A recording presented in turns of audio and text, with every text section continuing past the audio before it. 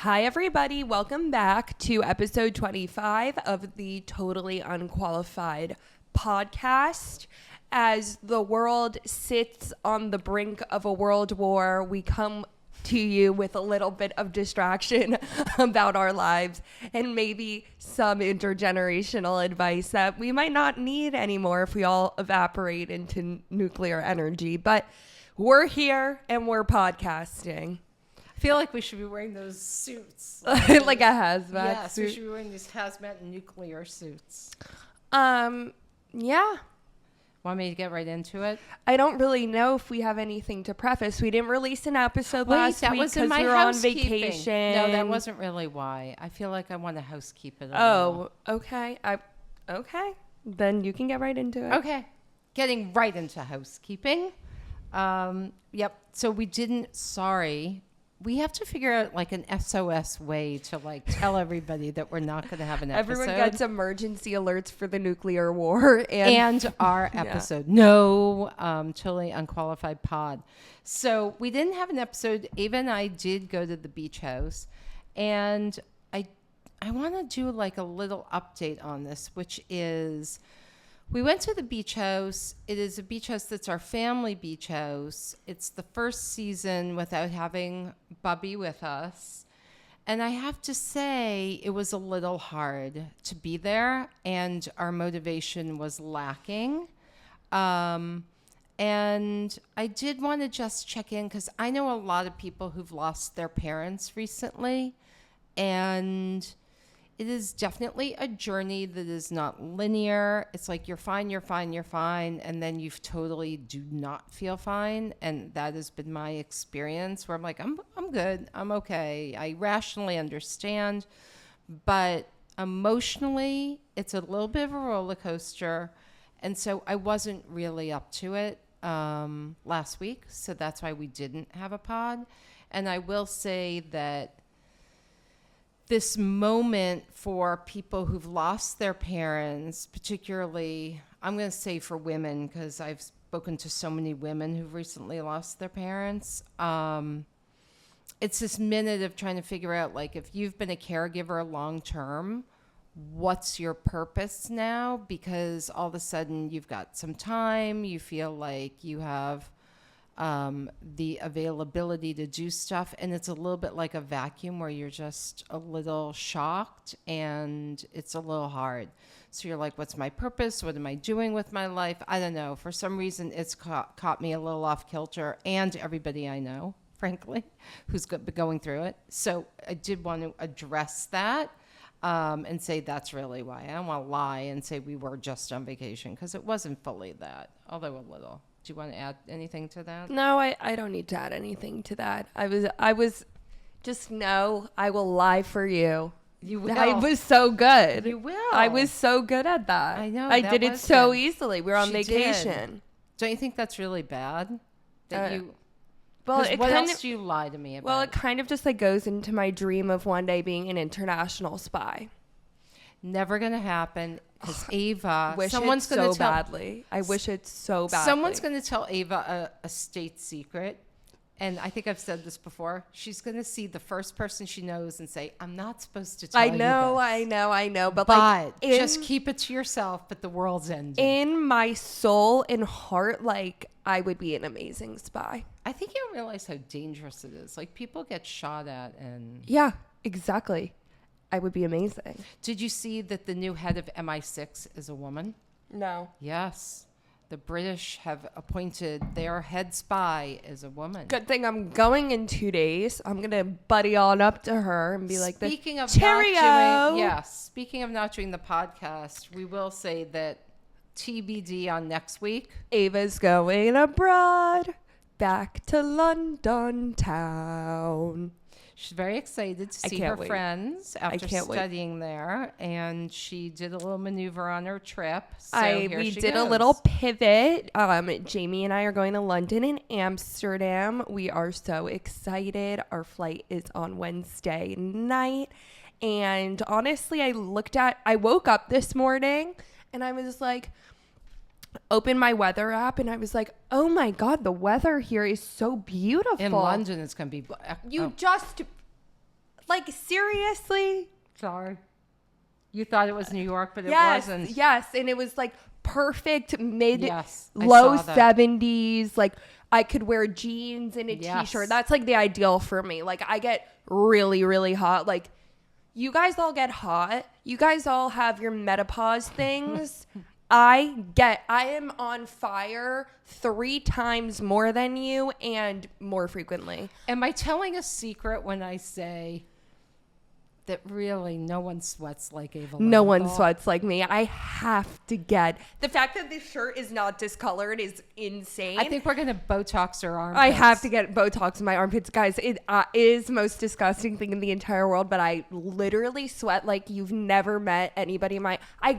I can't re-wear a white t-shirt. I have to buy them in bulk because I know that they're going to be ruined after I wear them once or twice. Yeah, I'm going to say It's disgusting. it's excessive. It's excessive. Not something, that's why I'm extra hydrated all the time. But I looked at the weather and it's going to be beautiful there, which I can't wait. Especially for. because we're not kidding.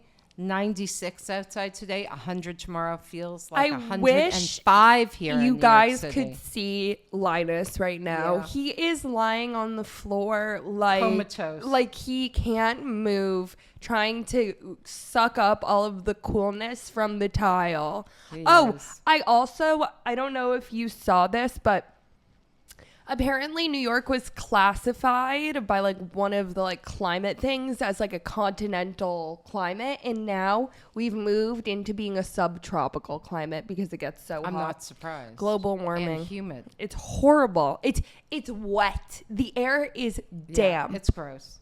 One last housekeeping thing, although I will say that... Wait. I totally have been meaning to say this for 10 weeks. I'm sorry. I cut Okay. you off. And I told you I've been meaning to say this, and I can't believe you didn't put it in housekeeping. Fan, we got your DM. Fan. I am so sorry I haven't brought this to the table because I did tell you I would, and I thought that it was a great shout out. So when we were talking about mom style and being unfashionable and all that stuff, Fan One of our favorite fans listeners. Our favorite fan. sent me a DM that said, I wish that she sent me a DM of what is it? Keds. Of Keds. Because I said that they were uncool, sold out on the Anthropology website and said not to count them out. So you know what? Well, I don't like Keds. I can't say their mom style. Fan put me to shame, and for that she gets mentioned. Fan, I do want to say this to you and Ava. I was looking at pictures from when you and Will were at Sleepaway Camp. Yes, and- I had Keds for a period of time. No, I had kids. On visiting day, I liked my outfit, and I was wearing my navy blue Keds. And you know why I like them? Because they fit a narrow foot, and they felt really comfortable and narrow. We and get I it. am You all have. about the Keds. She's obsessed with telling everyone that she has narrow feet. Like literally, the other day we were trying on shoes. She goes, "I don't know if these look good on me. My foot is more narrow." Okay, thanks. She's so skinny. Triple A. Come on, that's narrow. Whatever. Okay, I think who You has have the one more narrowest thing. foot? Pumpkin. I think Pumpkin does. Wait, there may be 2. Because do you remember, was there anything to take from the conversation between Mitchell and Audrey that we had with them on male engagement rings? I know it hasn't died, but we did talk to them about that. Yeah, Audrey was on my team. Yeah. But there wasn't any breakthrough. But no, I thought Mitchell was pretty Mitchell was open. open to it. Mitchell didn't shut it down, but he definitely wasn't ecstatic. But he seemed open-minded to it. Mitchell is the first open-minded guy we've gotten for the man engagement ring, so maybe he'll be our test guinea pig Mitch. at some point. And thanks, Mitch, for listening. He told us he also, liked... like Mitchell's friends are getting like married soon. Yes. Fan. Fan, we hear you have a wedding coming up. By the way, and I think it might be close to where we live, Fan. So I was thinking about crashing the after party. Don't tell her that. She'll freak out. Okay. I will not crash the after party. That's rude. I would never do that, but secretly I would. Okay.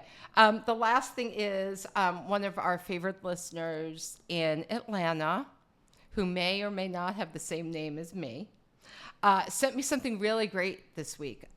She too is following ChatGPT.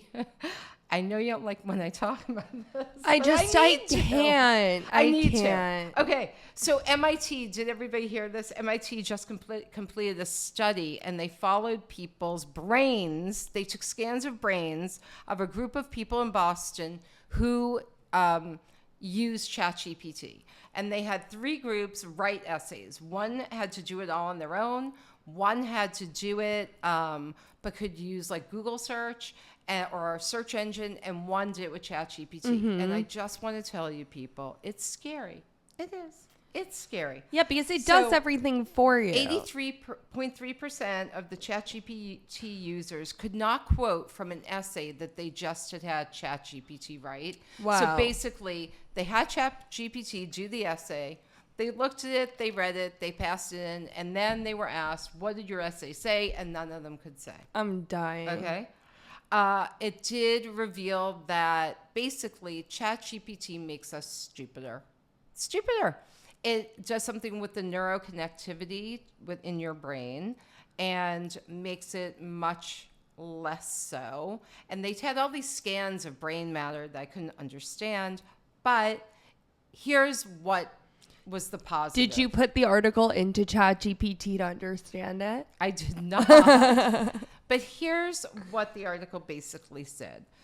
The group that did the best was the group who wrote their own, and then they allowed ChatGPT to help them edit and refine. That's me. Let's go. So it seems that the group that did the worst were the people who used AI first, and then they said, okay, this isn't good, write your own. Yeah, because they didn't have a foundation. It makes sense. No, They didn't have a foundation of knowledge. It's about their cognitive ability. What do you mean? No. That makes perfect sense, because if you were to write something that you knew about, they didn't have a foundation of knowledge. They threw their foundation of knowledge into this. Yes. What you're saying is all correct. What I'm concerned with is that the heavy users of ChatGPT, the more people used it and relied on it, the less they were able to write their own essay. And I think that is really terrifying. I hold your hand as I say, maybe you're just a little bit worried for yourself and you're projecting, because this sounds really good for me. That's exactly how I use ChatGPT, and I stand behind that. Okay. I for understand. you, what? I use it too. Your neuroconnectivity is perfect, Mom. You're not getting dumber. I am getting dumber, and we're all getting dumber. So to my shout-out compatriot in Atlanta, thank you for sending me that. It's an MIT study if anybody wants to look it up. It's actually really interesting to read it. Okay. Is that all of your housekeeping? That's the end of my housekeeping. Okay, love and hate. Would you like to go first? I'll go first. Okay. My love of this week is, I didn't bring a visual aid, but while we were on the topic of sweating, I'll bring it back up again and say my portable fan is everything to me in the summer, and there is nothing I love more than it. I bring it with me everywhere. I need it, especially on the subway. And I'm just going to say this, okay? I will put on a little bit of makeup, get ready, look good, ready to go out. And I stand on the subway platform for 1 minute, and it looks like I actually just came out of a sauna. Like, I actually look drenched, absolutely drenched. And so what makes me not drenched? My portable fan. I love her. I love when she's charged. She fits into all of my bags. I have many a friend who also has a portable fan. And let me just say this. You know what? This is a PSA as well. If you are somebody who doesn't have a fan and you mooch off of my fan battery, it pisses me off. Do you know why? It's $10 on Amazon. Buy yourself a fan. They sell them at corner stores. They're literally $10. I don't like sharing my battery. Why every single time I whip it out, everyone's like, oh my God, that's so smart. I should get one. And no one gets one. No one gets one. I'm going to say a few things about your fan. First of all, it looks like a vibrator. It Stop. does. Yes, because it's just like little. It's portable. It's perfect. I bought Will a fan, a portable fan because he's going to be wearing a suit all summer, and now he said he won't wear it because he thinks he looks like an idiot. Okay, but Mom, it was the because top-rated fan. It's not okay. It's great. It goes around He his wears neck. it. He has to wear the fan. It goes around his neck on the subway. I thought it was perfect. It was the top-rated fan. And it seems like it works He's really gonna well. get bullied. Why do you care if you're on the subway? He it is can look like headphones. Will that gets you've on the taken off. subway with his fan, No. and his finance bro friends get on the train, see him in the station, and he's automatically I think a target. it looks like headphones that you're He's just a like target. rest on your He neck. can't do that. I want to He show cannot everyone, do since that. we do now video this. No. Next time we're showing the Will fans. absolutely. Will is working a serious finance internship. I think he just he can has put to it sweat. away in his backpack before What he if he gets runs to into work. someone on the subway? It's not gonna What if he happen. runs into someone on the street? I'd rather be cool and not schwitzy. I would rather not get bullied by the people I potentially could work with. Okay, so was yours your love and your hate together? Because you just said you hated people who... No. Mooch your Oh, do you fan. want to hear my hate? No, I want to do my love. Okay. Well, you assumed that I did both. It sounded I was like doing a love and hate PSA. I together. was doing a PSA. Okay. I'm just going to say it looks like a vibrator. It does. I want I her to don't know show why it. that matters because it's Because- perfect. Guess what? We went out to dinner last week and it was on the table, and I think the server was like, "What Nobody is that on the I table?" opened it and put it on the table open as it was fanning Will. It wasn't on initially, and I think the server was like, "Okay, Okay, no, the server had no idea. The server was too focused on the fact that there was poor timing with our dishes. oh, okay." Anyhow, my love of the week is you said something to me this week that made me think of this. That I feel like when you get to a certain age, you have been through a lot and seen a lot. So we still experience new things, but in a different way. And you said something to me, and I can't remember what it was about. And you're like, it was so cool because it was something new that I'd never experienced before. Yeah. And I love that I remember being in my 20s and experiencing, like, going places and different kinds of people and experiences. When you experience them for the first time, like, there is nothing better than experiencing something new. And I was excited for you, but I can't remember what it was. I don't remember either. I have absolutely no idea. Maybe it was somewhere you went that you had never been. No. I can't remember. It was like something dumb. I don't It remember. Yeah, it was something like, I hadn't done this. But so I love new experiences, and Let's that's my go. love. Okay, what's your hate? Okay, so we were at the beach, and we haven't really talked a lot about the beach, but I am a 9 to 5 beacher. I can be there all day. I can set up and lay out literally all day. I love the beach. Like, love it. Beaches anywhere, but particularly the beach that we go to, love it. I'm very into personal space as well on the beach because we're from New York and we're always so crowded. And the beach is huge. I mean, the beach is the length of the entire town. You would think people would spread out. Encroachers left and right. What was it, Empty high tide? beach. Oh. No. Low tide, empty beach, encroachers right next to me. Literally right next to me. It's just like, I don't want to hear your music playing. And I feel like I was here first in their space. Why can I hear your music? Why can I hear your conversation? Mark's going back to the house to get some guac. I don't give a fuck. Sit far away. It's actually insane. Well, then it forces you to move, which is annoying. I 'cause never you move. picked I your stand spot. my ground. Then these group of tweenage boys start playing spike ball right near me. I'm like, if I get hit with this fucking ball, I'm actually going to lose my mind. I'm going to lose my mind. What happened? Ball came close. They apologized once. They stopped playing. Wow. I gave a look. That was good, though. Know what's funny? The tween boys probably thought you were really old. Oh, they probably thought that I was like a rotten old lady that was Exactly. like, get away, you spike ball. But I literally, you depict a rotten old lady. I'm an old wench. Get away, you spike ball. But seriously, like, we're not in New York City anymore. We don't need to sit. Like, even in New York, it's a problem. Like, we'll be in the park. There will be a whole lawn of space. And you'll sit, like, 5 feet away from me. Like, I don't want to be your friend. I don't want to hear your conversation. I don't want to see your toes. I shouldn't know what color your toenail polish is, Linda, sitting on top of me as I'm laying out. Seriously. Personal space. I don't get it. I think you're going to have a hard time in Japan. Can't wait. Okay. My hate this week. So, remember when you were young and you used to go to sleepaway camp?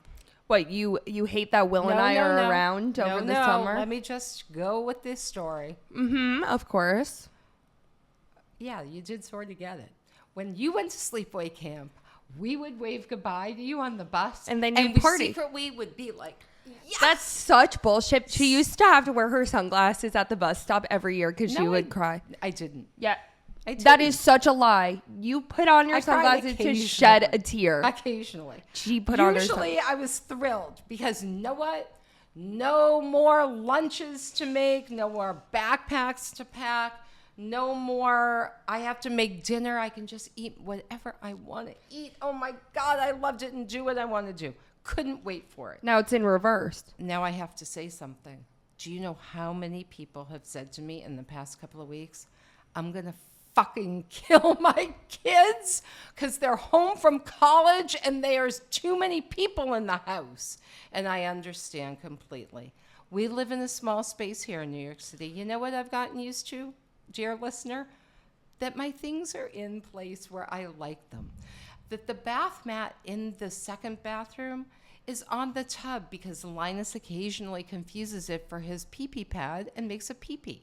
What I don't want is that the mat is on the floor, which someone never puts it up after they take a shower. It's not me. It is you. It's not I just me. wanna say, I did it today, and it was you. It's After you got Will. back, it was It's you. Will. After you got back from yoga. I'm a full-time resident. After you got back from yoga, there it was. And I just want to say that a friend of mine did say to me over the weekend that she has contacted her mother on numerous occasions in the past couple of weeks to ask her mother if she could come to her mother's house to work and stay overnight. Why? Because both of her sons are home and both of them work in some capacity at home for some days of the week. Plus her husband is at home. And it's just too many people in the house, too much together time, and she's going crazy. And I'm going to say, I hear you, sister. I just can't handle it with Will. Even though Will's out all day, I'm a perfect guest. It's too much. I'm a perfect guest. And I just caveat want to say this. I'm a This perfect morning, resident. We were away. Will had to stay here because he's a full-time worker now. The apartment was disgusting when we came back. I asked Will if he had a party because the kitchen floor was so dirty. Did you notice that? You know, I was busy looking at a few other things. Do you think he had people over? I think he may have had people over. He said he didn't have anyone over. I think he may have. It I was- think he it was lies. not- He's a liar. So this morning, Will toddles into my room at 7 a.m. as he's getting ready to But trot did off to work. he wanted you to make him lunch? No, he said, Mom, Can you tie my tie? I have no underwear left. And I didn't get a chance to do my laundry. Now, he was home all weekend. He said, it's just a little bit of laundry. How much did you just do? I can't even tell you. I can't tell you. 5 washers full of I can't laundry. believe you did it. So I can't believe you did it. I thought about it, and I was like, listen, I don't get that shouldn't do it. privilege. I shouldn't do it, but I did it. And do you want to know why? Because I have to be punitive with your brother, and I need to hold it over him. Because he never offers to do stuff for me. Such around good. the house. It's such good ammo. So, Will, she did your laundry. Did you have people 5. over? Did you have people over? Because the kitchen floor was a mess. 5 washers full of What laundry. else was Will. out of place? What did you It's notice? now, Will, time to walk the dog and take care of several things. Every that I time need you to get do. food, you have to offer. Guys, oh my God, listen to how bullshit this is. Will order food and there will be a full house of people and he will not ask anybody if they want something. Yes, it has happened. He pays a delivery fee of however much for him to ask nobody if they're hungry. What else was at a place? The garbage was disgusting and it hadn't been taken out. There were loads of glasses and dishware in the sink that he hadn't put in the dishwasher. It was not up to my standard. I'm just going to say. That doesn't scream party to me. The only thing that screams party to me was the floor. It screams, get out of my house. It screams, you're not a permanent resident. Screams, get out of my house. I want it the way I want it. Okay. Period. That's my hate. All right, love and hate done. So we've decided to implement our new segment this week, experiences in New York. We don't have a real title yet. No. Overheard in New York is not really what it is because it's more so just things about the city that we've noticed, experienced, feel very classic New York. And so I'm going to start by saying, whenever I walk around, there are lots of signs. If you haven't noticed, people really take advantage of telephone poles or streetlight crossings, whatever, and hang all of their shit up there. QR codes, are you single, or dump your ex, scan here. People really use the advertising. If any of you know Dan Smith will teach you guitar. Everywhere. Dan Smith's everywhere. He used to be everywhere. I actually saw him for the first time a few weeks ago. Hadn't seen him in a while, but guitar lessons are still on. Anything you could possibly need is advertised around New York City. Can I just caveat in there that we have a wine store on our corner that has the greatest billboard of all time? I got to start reading them again, but they're always funny, and they have a little billboard. They're like outside. very like, if you're my age, you wouldn't find it funny, but like hysterical. she loves them. She laughs out There loud. was one about dry January. Yeah. Like dry as in a dry white will go nicely with your January. Okay. Yes. That wasn't even good, Mom. No, I can't It was remember So what they you were, like but they're dove good. into it and it wasn't good. They're good. Okay, so anyway, there was something that caught my eye actually today as I was walking home, because I always like looking at the signage. I always like seeing what's up in the neighborhood. And there was this big sign and it was said on it, unshyness.com. So I went to the website. Did you? Unshyness, they actually have a podcast too.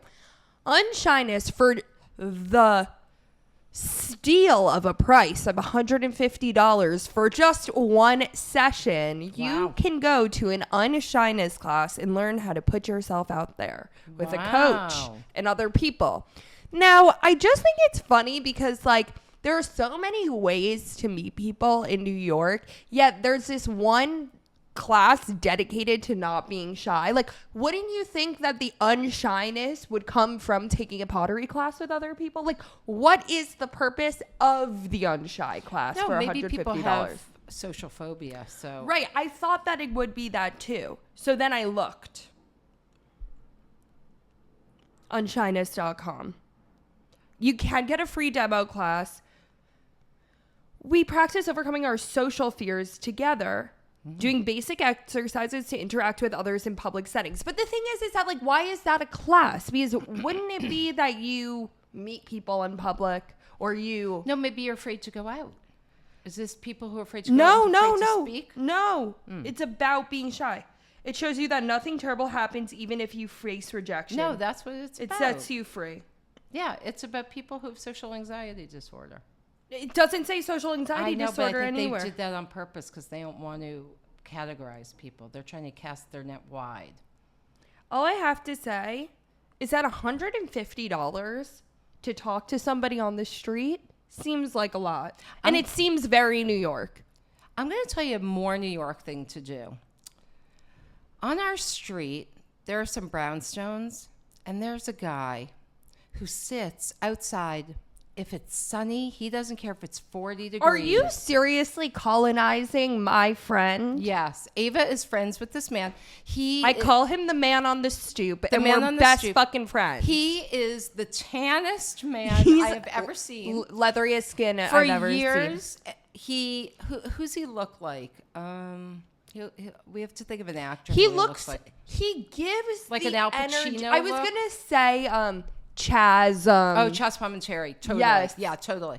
So he plays tennis because he often has a tennis racket with him. He sits in a beach chair on his stoop. With his girlfriend sometimes. She's here and there. And I don't know if they're still together. He just suntans. It's not a particularly fancy stoop. It's not a fancy street. He also doesn't get a ton of sun. It doesn't. And he's out there even in the winter. He's there in his big gold chain, sitting out. He is. He plays music outside. Him and his girlfriend were dancing a few weeks ago. And you know what? He says hi to everybody. And no, he doesn't. Yes, he doesn't say. That's the whole thing. That's why him and I are friends. Really? Because I used to come home really late from parties in high school, and he'd always be sitting out there, and I was like, hi. I'd say, hi. And that's how we became friends. He doesn't say hi to everyone. You have the luxury of him saying hi to you because him and I are friends. I know. He did see me with you many years ago. Oh, I was going to say, you're colonizing my would friends. have been him. He just walk over for not $150 and he'll talk to you because he sits on the stoop. Yeah, he will talk to you for free. No, you don't understand the benefits that I get you. Why are all the other dogs so nice to Linus in the neighborhood? I lay down the law. I talk to their owners. You don't understand the benefits I get you. I was really nice to all the doormen on the street who all watched out for you guys when you used to walk to school every day. And they used to say to me, saw Will this morning, saw Ava this morning. Nobody ever we don't saw even live in their Ava. building. No one saw Ava. Everyone saw Will. I'm just saying. You were more concerned about Will. Okay, shall we? I like So that was your New York. You don't have anything New York? I do. Do you want me to tell my dog story today? I don't tell it. You don't need to tell it if you feel like I covered things to do in New York or things that have happened. I'm just going to say this. Well, I'll tell it very quickly. I was outside with Linus, going to the bathroom. Him, not me. Yeah, you really made it sound like you were going to the bathroom. And he was socializing with another dog on the street, a street, 103rd Street away from us. Or should I not say what the street is? A block away. I couldn't think of what to say. Oh my God, are you okay? You're having a stroke. Okay. She was on 103rd Street walking Linus so he could make a poop. Right. And he was socializing with other dogs. And a German Shepherd comes galloping up to us and has no leash. And I'm like, whoa. And I get scared for Liney because there have been a lot of small dogs being attacked recently, believe it or not. She's the town crier of the small dogs getting attacked. She can't stop talking about it, seriously. There was a picture There of was the Maltipoo, I know, of the Maltipoo. There was a picture of the dog really with stitches, and the one of the mom trying to pull the dog out of the dog. Not pull, but hold the dog and the pit bull's I mouth. woke up at 8:30 a few mornings ago to Ellen rushing into my room saying, do you know what to do if a big dog attacks Linus?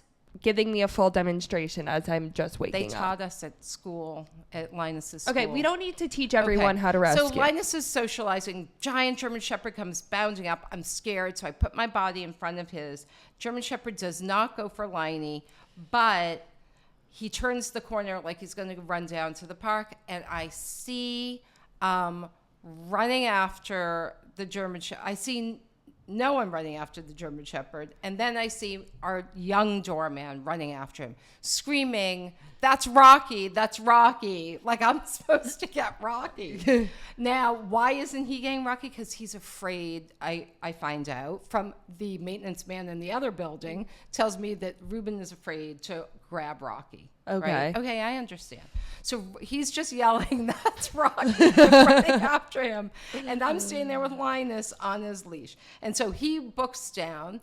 All the doormen are watching. The maintenance men are watching. And then I see Linus's sometimes dog walker, who we love, Ariel, on an electric scooter zooming down the road. And she's zooming to him like, Ariel, he went that way. And she's going after Rocky on the scooter. And in back of her is following her boyfriend, who's running after her, running after Ruben, running after Rocky. And they're all this line of insanity. And so I'm like, okay. And Linus sees Ariel, who he loves so much. And he often in our building will just go to her door and sit and wait for her. And he's a little upset that she doesn't socialize with him. So yeah, Linus is offended. His feelings were hurt. I take him into our building and let them just figure it out. And I notice that the doorman at the end of the block grab Rocky, and it all seems well. right? So I bring Linus into the building, and I think to myself, what kind of idiotic people let their dog off a leash, and they would allow such a thing, because the dog obviously is going to run out of the building. Mm-hmm. And then I get by our mailboxes, where I do take Liney off his leash, because then he toddles his way up the stairs. Linus pauses at the bottom of the stairs because he knows that once he's at the stairs, we take off his leash and he runs up to our door. Routine. Okay. So I take him off. And on this day, apparently I was the idiot who takes their dog off their leash, and the dog runs out the door, because on this day, Linus had seen Ariel, I think, and was offended. They had unfinished business. And wanted her. He turned around and goes booking for the door to go outside and turn the corner. And I am screaming, stop, because we just took lessons at school. Stay, stop, treats. I'm screaming at him because I think he's going to stop, and he doesn't stop. And I'm like, oh my God, I'm the idiot. And now my dog is going to be chasing the other dog, and something's going to happen to him. And God bless a neighbor. There was a man standing outside our building on his phone who heard me screaming, treats, stop, Linus. And he stepped over and he grabbed Liney. And I was like, whoa, thank you so much. So here's what I learned. 1, Linus is not fully trained, even though we've been to kindergarten and first grade. Basic manners are not fulfilled. 2, do not judge your neighbor, because obviously I now know how Rocky got out, because Ariel told me. Because sometimes we do the same. They left their door open in their kitchen because they were either cooking or they were doing something, and he walked out the door. Mm-hmm. And sometimes we do the same. So do not judge your neighbor. And 3, if you see a woman running down the street in New York City screaming after her dog, it is going to probably be me. Okay. Is that too long? No, that was a good one. That was a good one. Scooter, you didn't think it was funny? Doorman, scooter, doorman, all running. Maintenance man with the hose. I can see the whole thing. The maintenance man with the hose was commentating the whole thing. There's Ruben. Ruben doesn't want to touch the dog. I don't know if Ruben's going to get the dog. Wait, here comes Ariel. He commentated the whole thing. All right, let's move on. Yeah. Well, it's you. Okay, yes. We'll do short, because we've been talking a lot. So I want to talk this week about this idea. A friend of mine, a very good friend, one of my closest friends, shall we say a You're best doing friend? so much name dropping this week. It's unbelievable. I've never heard this number of names coming out of your mouth. Shall I say a best friend? You're exposing everyone on the podcast. Because of a best friend. I understand. No, I can't say who it is. A very close friend this week said to me that her children had mentioned to her recently that they were talking about her. And this friend got a little upset for no good reason, even though she's sure they were probably saying, she's not sure. She thinks they were saying, she thinks they were saying nice things about her, but it got her thinking about what is it that her kids are saying about her, mm-hmm. and what do our kids think about us? And that got me thinking, because this person is someone who I admire as a parent, and I have tried to emulate as a parent, because I think she is an incredible parent.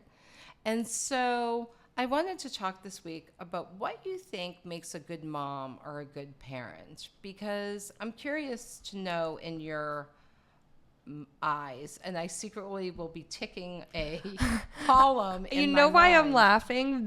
Her saying that her children were talking about her, and she was curious about what we were saying, brings me back to the flight from hell that we talked about a few months ago, when Will and I were sitting with you in the middle talking about you, and you were pissed at us. When you were texting back and forth about what a bitch I was, even though I was sitting right next to you both. Yes. Mm-hmm. Mm-hmm. I remember that. And I still thought I was a good mother then. So my God, not in that situation. Okay, so I would like to know. I mean, it did bring up a real thing, and she was really deeply, like, she started to cry when we were talking about it, and she's like, I don't know if I've done a good job. Do you think you're a good mom? I do. You are a good mom. Really? Yeah. I do. I think that it's something I've tried very hard. You have. But we do screw up our kids. I think Will and I are not that screwed up, honestly. Really?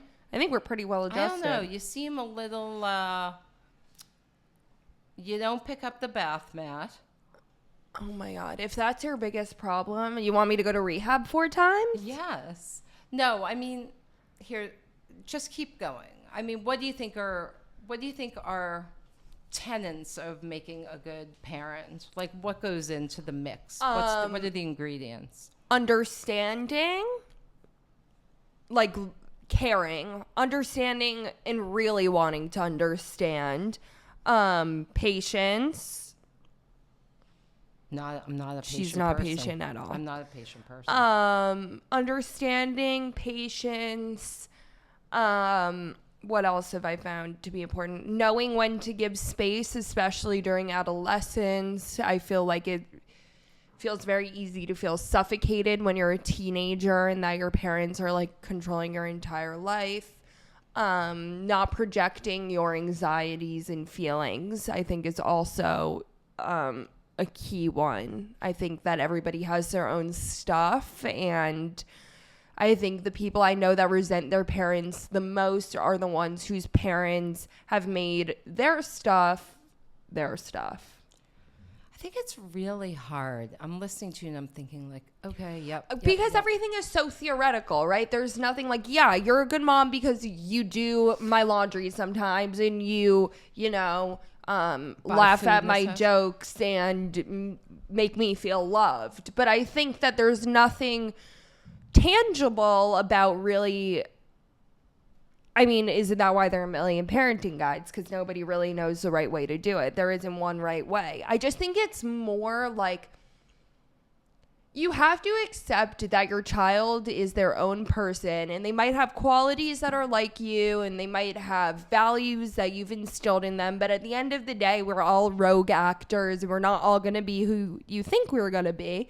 So just being okay with who the child that you have had has become and is becoming, I think, is the most important and differentiates a good parent from a bad parent. The parents that cannot accept who their children are, and I don't even mean in a way of like sexual preference. I mean in a way of like, Will and I are very different. Will is extremely type A. I'm a healthy mix. I mean, I'm perfect, but... Will is extremely type A. Will can be extremely controlling in a lot of ways. So can I.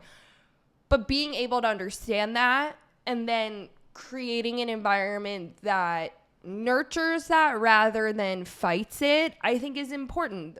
Really, to be as accepting as possible of who your child is. So I'm listening to all of this and I'm thinking about her and me. And I'm thinking, I think... she and I are both approaching this slightly differently. I do want to get to some of what you said, but I think we worry that it's like the newspaper, right? I always thought the news was objective, but it's very hard to be an objective reporter. Everybody comes with a bias. Yeah. And so as a parent, you have been parented yourself. You know what you liked and didn't from your own parents. And I think you either try to emulate or distance yourself from what they did, right? You want to fix what they did wrong. You want to keep what they did right. But I think you do wonder, she and I both wonder, did we do it right? And you're not really able to check your stuff at the door, right? Like, I bring my stuff with me even if I'm trying to parent you neutrally. Do you know what I'm saying? Yeah. So But some people bring more stuff than others. My insanity from my childhood or from who I am seeps into you guys. And I think that's maybe what she was reacting to. Like, have we fucked up our kids even though we tried so hard not to fuck them up just because... you can't come as an objective person to parenting, right? I am resenting this idea that Will and I are fucked up in some way. I think we're perfect. I'm not kidding. I'm serious. Well, you're not perfect because nobody's perfect, but... I mean, like, if you were to have 2 kids, like, I'm sorry, like, I would choose Will and I. We're pretty dynamic. We're both smart. Yeah, but a lot of times when we ask you to do stuff, you don't want to do it. And a lot of times... It's not a deal breaker. No, I know, but I'm just saying. Like, you both can be a little selfish. Yeah, right? We're divas. Yeah, well, that might be my fault. I don't know. I just think that parents... I mean, at the end of the day, if that bothers you, at the end of the day, then that came from you. Do you know what I mean? Exactly. Well, this is what I'm saying. Yeah. I think you can try and try and try. I think she knows her kids are amazing kids, and they are amazing kids. But you wonder whether or not you're getting it right or getting it wrong, because there is no manual. Nobody tells you how to do it, and you're going by what you think you should do. Now, having said that, I will say that my belief is I did not think my mother was a great mother. She and I had a lot of difficulty with each other. There are a lot of things she did wrong, but she was a great mother in one way, and it was the most important way, and I've said this before. My mother made sure that we knew we were loved, and I realized then and before I had you guys and after I had you guys that the most important thing for children is to feel loved, to feel like they have a place of belonging and somewhere that they fit. And Dad corroborated that from a psychological point of view, right? As somebody who's a therapist, he has said unequivocally the best thing you can do is love your kids, right? Everything else can sort itself out. Your kids need to feel loved. I think that's true, and I think we've done that well. I think there's a lot of stuff we've done well, but you do wonder, like, what goes in. I agree with you. Giving space is a big one. I see myself hounding you guys, like not hounding your kids. And I do it, and I know it's wrong, and I can't stop myself. She can't stop. She cannot I cannot stop myself. I can't. We get hounded. It's like the Will had to unshare his location with her because she was so fucking nosy. I did ask him to unshare because I said I wouldn't be able to not check, right? So I do think space is a big one. It is hard, though, as a parent, reading your kids' moods a lot of the time. And so it's hard to know if you are supposed to ask, not supposed to ask. You know, let's just talk about with your breakup. That's been a little tricky. I've been trying to figure out, like, when do I bring it up? When do I not bring it up? Yeah. Do I seem supportive enough? Am I too supportive of him? Am I saying that I think you should get back together, but I'm not saying you should get back, you know? And so that it's very hard as a parent to, like, read the dynamics because we don't know, and you are your own person. And I agree with you. A lot of parents bring their own stuff to their kids and try and mold their kids into themselves.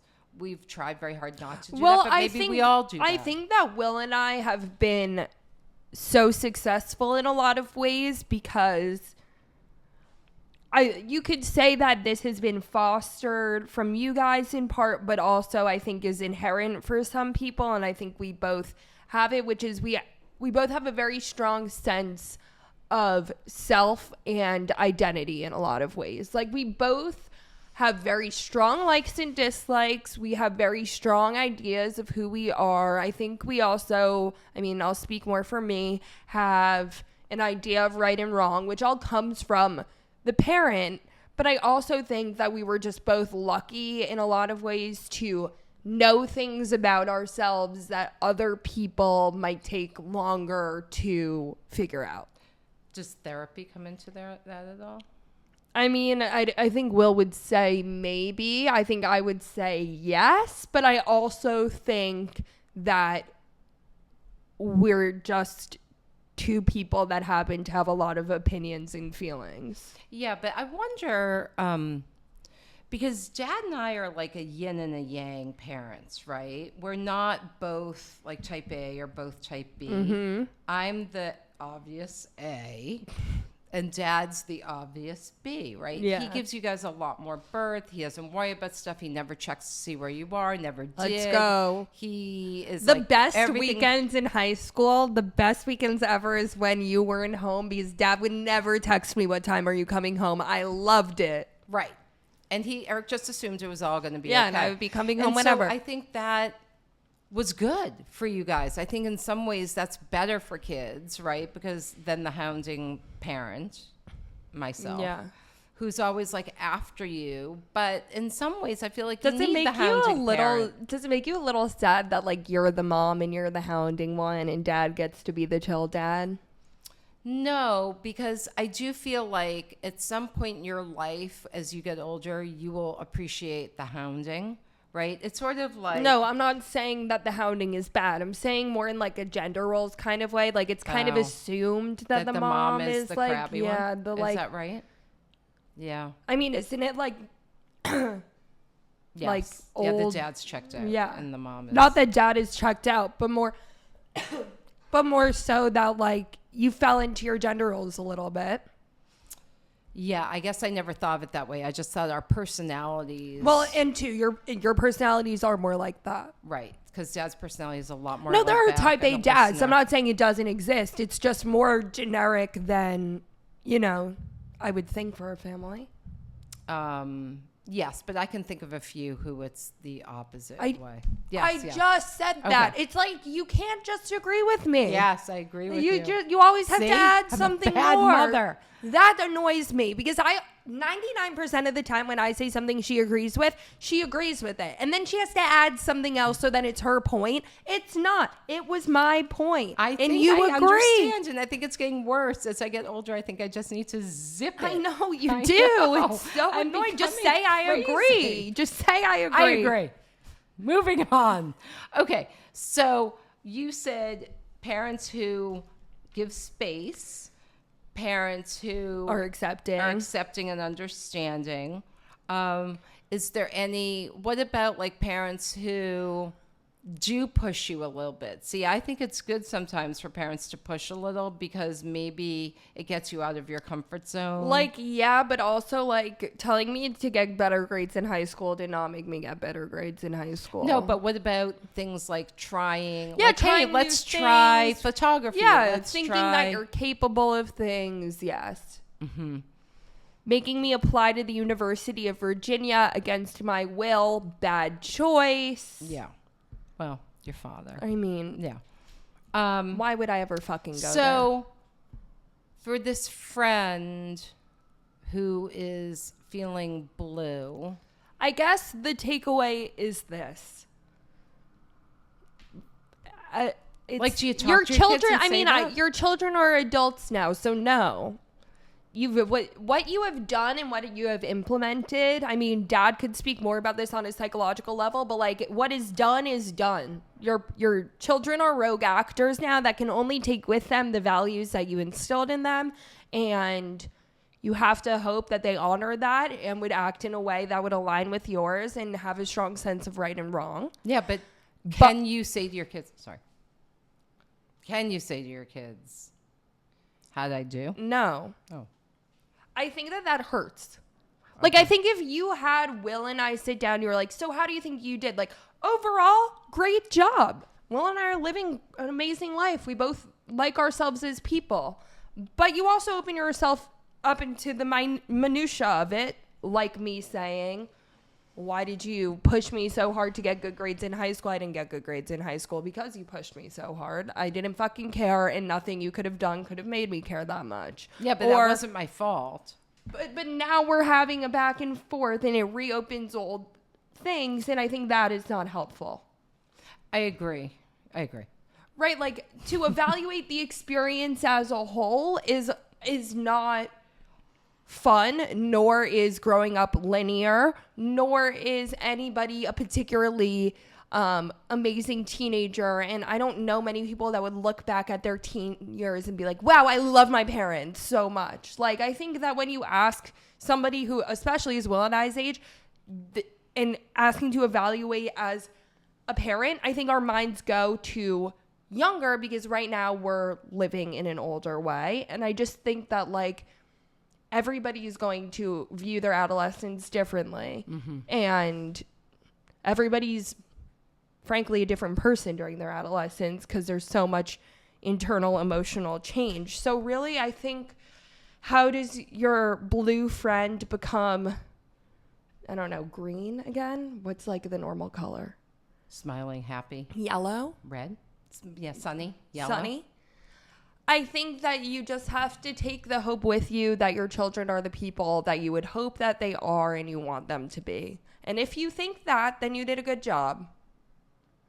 Right. That's how I approached it. I was shocked by I was very surprised by the whole thing. Because there's nothing tangible. There is literally nothing that her children can say to her that are going to make her feel better. I think you just look by example. Just look at them as great people. That's what I said.